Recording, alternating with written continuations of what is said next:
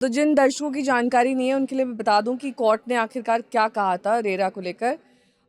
Court ने कहा है रेरा अपने मूल उद्देश्य से भटक गया है।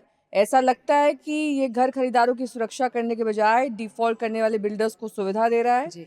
जिन लोगों को राहत मिलनी चाहिए थी वही आज निराश और परेशान है। अगर रेरा सिर्फ बिल्डर्स के हित में काम करता रहा तो ऐसे संस्थान के बने रहने का कोई औचित्य नहीं है। रेरा को बंद कर देना ही बेहतर है। अब इसमें कोई भी पॉजिटिव नहीं है, सब नेगेटिव है। जी। रेरा बंद हो जाए, आपकी रोजी रोटी खत्म हो जाए, you will be out of this business. उन्होंने कहा कि आप बायर्स को ना फेवर करके आप सेलर्स को फेवर करते हैं। इस एलिगेशन का ये बहुत बड़ा एलिगेशन है, बहुत बड़ा एलिगेशन है, बहुत इम्पैक्ट है, बहुत इम्पैक्ट भी है, and it reflects very negative on your entire body. जी, कोर्ट ने पूरी तरीके से खारिज कर दिया है, आपका कोई औचित्य नहीं है, आप प्लीज जाइए, टाटा। जी देखिए, so, इसका बेस क्या था मैं जानना चाहती हूँ। Why did this observation arise out of the court, जो सबसे सुप्रीम अथॉरिटी है इस वक्त देश में न्याय की, वो ये कह रहा है। जी देखिए, अब करोड़ों बायर्स हैं, करोड़ों बायर्स हैं इंडिया में जिन्होंने प्रमोटर्स के साथ डील करा होगा to buy an apartment unit whatever. तो बुकिंग उन्होंने की है, बायर्स हैं वो।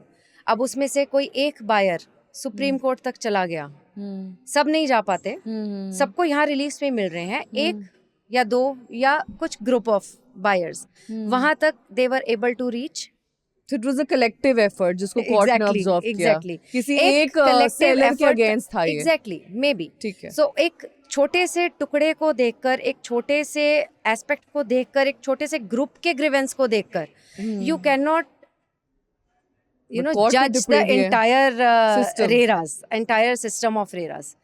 At every RERA सब अथॉरिटीज का यही मोटो होता है कि होम बायर्स का इंटरेस्ट कैसे सेफगार्ड किया जाए। We work day and night for them only. This authority was formulated for them. तो जिस दिन ये ऑब्जर्वेशन आया है, काला दिवस हो गया आपके रेरा के लिए। नहीं, ऐसा कुछ नहीं है। एक्सट्रीम है ये। मैं तो अभी इसीलिए इसको पूरा पढ़ के सुनाया ताकि कोर्ट, क्योंकि supreme court usually doesn't intervene उन मामलों में, स्पेशली जो लोअर कोर्ट्स में सॉल्व हो सकते हैं। जी। तो अगर ये मामला लोअर कोर्ट्स में सॉल्व हो सकता है तो सुप्रीम कोर्ट तक पहुंचता ही नहीं। एग्जैक्टली। इसके माने those people were powerful and they had a powerful plea. Powerful plea में 4 लाइंस का जुरिसडिक्शन या जो observation, but that is having a great impact on the working of रेरास। ठीक है, वो एक ऑब्जर्वेशन थी। उसके बाद आपके रेरा ने कैसे इसको देखिए, Supreme Court is the apex court, बिल्कुल सुप्रीम अथॉरिटी है। So we abide by whatever the Supreme Court has said. So उसमें से if we can make better ourselves from this day onwards, how do you do that? Will do that. Will see क्या सुधार किए उसके बाद? सुधार उसके बाद यही है कि हम थोड़ा जो जैसे बायर्स को रिलीफ देने में जो ऑर्डर्स दे रहे हैं वो हम थोड़ा जल्दी देंगे।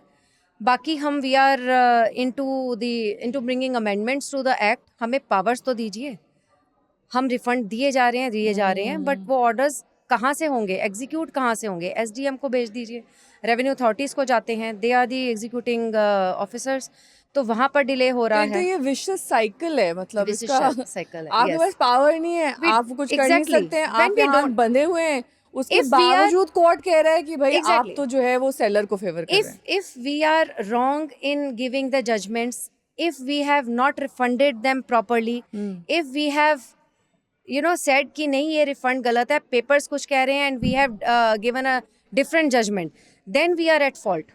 Right. But execute हम नहीं करवा पा रहे, वो प्रॉब्लम है। That's why buyers say कि RERA is not an appropriate authority. वो सिर्फ यही रीज़न है, बिकॉज हमारे पास पावर्स नहीं है एग्जीक्यूशन की। सो इनडायरेक्टली वो ब्लेम उनको तो लगता है रेरा वॉज इम्प्लीमेंटेड, रेरा हमें पैसा दिलाएगा। ठीक है, पैसा दिलाएगा, रिफंड किया ना। What was within our power, we have done that, but beyond that we are helpless. हाथ मतलब आपके बांध दिए हैं, बिल्कुल बांध दिए हैं। कह रहे हैं कि आप जो है वो बाहर तक पहुंचने की कोशिश करिए, जितना पहुंच सकते थे verbally we could, we have done, but orders are only a verbal paperwork.